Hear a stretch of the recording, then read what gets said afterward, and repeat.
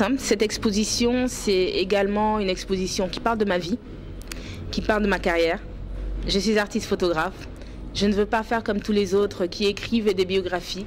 Je préfère que mon public voit ma carrière, voit ma vie à travers ces images. Disons parlons que la Reine de Saba, c'est un personnage qui a également éveillé mon enfance. En voyant le film Le Roi Salomon également, on voit par exemple l'ébène, montrer qu'aujourd'hui, la femme noire peut être belle, peut être noire, peut avoir une peau naturelle, sans pour autant parler de tout ce qui se passe aujourd'hui, de dépigmentation. Et tout. Il faut garder sa peau noire, il faut être fier d'être noir. C'est une autobiographie. C'est une autobiographie. Je suis sénégalaise, ma mère est ivoirienne, mais sénégalaise aussi en même temps. J'ai grandi entre la France, l'Italie, Monaco, les États-Unis et le Sénégal où je venais presque tous les étés d'ailleurs. Et j'ai été à l'école ici d'ailleurs. Et en fait, c'est une autobiographie, c'est également ma vie, c'est également ma carrière. J'ai fêté les 10 ans de carrière de Fama Diouf également, à la même occasion. Et en même temps, c'est une façon de montrer qu'aujourd'hui, la photographie, c'est beau. C'est la photographie, ça parle.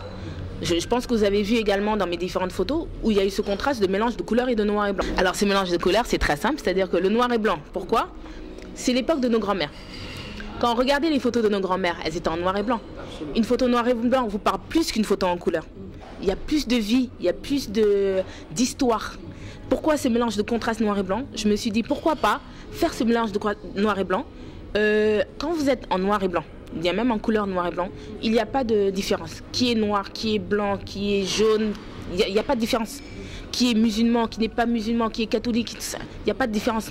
Et je me suis dit, ce contraste de noir et blanc, observez bien sur les photos, c'est des photos qui parlent d'elles-mêmes, qui racontent une histoire et qui montrent également la beauté africaine et la beauté de la culture africaine également.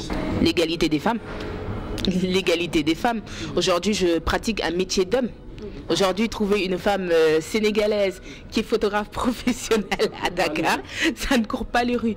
Mais aussi, j'appelle également à la population à réfléchir à deux fois. C'est-à-dire que la photographie, c'est bien beau, mais la photographie professionnelle, c'est autre chose. Parce que je ne dis pas, enfin moi, à mon avis personnellement, quand j'ai commencé à Dakar, voir une femme photographe dans un milieu libanais, parce que j'ai commencé par la photographie dans le milieu libanais, qui sont des Sénégalais. Parce qu'aujourd'hui, les gens ne font pas la différence en oui, les Libanais, les patrons. Je pense que voilà, les Libanais sont quand même des Sénégalais.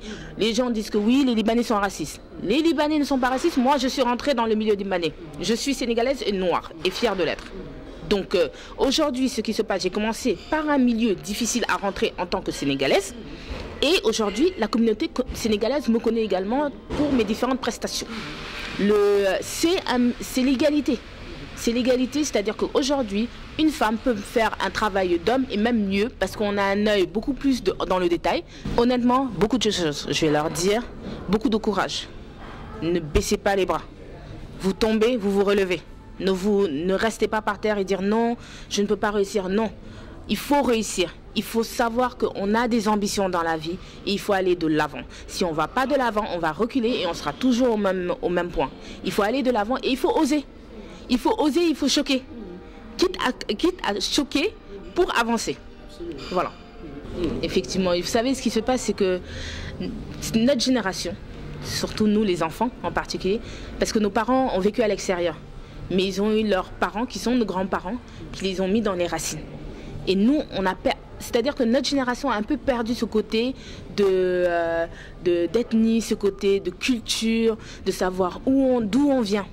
Mon père m'avait amené à Djahao pour me montrer que mon arrière-grand-père était roi, pour me montrer mes cultures et mon ethnie, pour montrer que voilà, tu es quand même petite fille de la famille Diouf Djahao. Il m'a amené jusqu'à Djahao, j'étais éblouie et moi j'adorais, moi je me suis dit mais c'est chouette. Et bien sûr, tout à fait. Aujourd'hui, moi je suis fière de dire que je suis la petite fille de Mama Ikor Diouf. Je suis également une des petites filles également de Koumendo Fendiouf, aller à Djahao. Moi je suis allée à Djahao, j'ai eu la chance d'aller même pendant les 1 an du roi Diouf Nyorobay, où j'ai vu également toute la famille. Et je me suis dit mais on n'a pas l'habitude d'avoir ça. Moi aujourd'hui c'est une question d'appartenance. Okay, c'est une question d'appartenance et je pense et j'invite à tous les Sénégalais également de revenir à cette appartenance. Mon objectif aujourd'hui, c'est pas simplement de garder cette exposition au Sénégal, mais de l'amener sur le plan international, en particulier les États-Unis, sachant qu'on a beaucoup de African Americans là-bas, et leur montrer que l'Afrique c'est pas la famine, c'est pas les enfants malades. Non, c'est pas ça. Il faut venir en Afrique pour apprendre, pour connaître la culture, pour savoir d'où on vient également, d'où nos générations passées, notre génération future vient également. C'est ce côté enracinement culturel en particulier. Alors actuellement, l'exposition a commencé officiellement le 7 et donc du coup le 7 mars et il finit le 7 avril. Donc c'est au Pullman Dakar Teranga. J'invite tout le monde à venir voir cette exposition qui est un mélange de couleurs noir et blanc qui parle sur la femme. Donc c'est un mélange de tradition et de modernité. D'accord? Donc vues très souvent comme incompatibles, elles peuvent être de très très bonnes alliées. D'accord? Donc de la muse à l'éducatrice, de la leader à la maman. C'est une exposition à voir personnellement et j'invite tous les Sénégalais à venir au Pullman. Donc l'exposition est là jusqu'au 7 avril et voilà. Alors on va commencer par les perspectives. Là on est actuellement au Dakar Pullman Teranga. Je serai également à la Biennale des Arts dont j'ai été sélectionnée également en 2020, à Dakar également, avec la galerie Karol Kavinsky, qui est ma galériste d'ailleurs, et avec le thème au singulier. Et j'appelle franchement à tous les amoureuses et les amoureux de l'art contemporain, la photo, l'image en lui-même, de venir voir cette exposition, de me donner des feedbacks, même si elles sont négatives, il n'y a pas de problème parce que c'est comme ça qu'on apprend et qu'on va vers l'avant. Et j'espère que les gens viendront et que peut-être qu'il y en a qui achèteront des tableaux pour pouvoir les mettre également chez eux et qui entrent. On vous remercie. Merci beaucoup, je vous en prie. J'invite également toutes les communautés du monde à aller sur le terrain, à aider. Parce qu'aujourd'hui, on est des êtres humains, on doit s'entraider. Si on ne s'entraide pas, on n'avance pas. Et je pense qu'aujourd'hui, avec toutes ces atrocités-là, c'est pas normal. Parce qu'aujourd'hui, si moi je vous aide, vous devez m'aider. N'attendez pas que moi je vous aide pour avoir quelque chose. Non.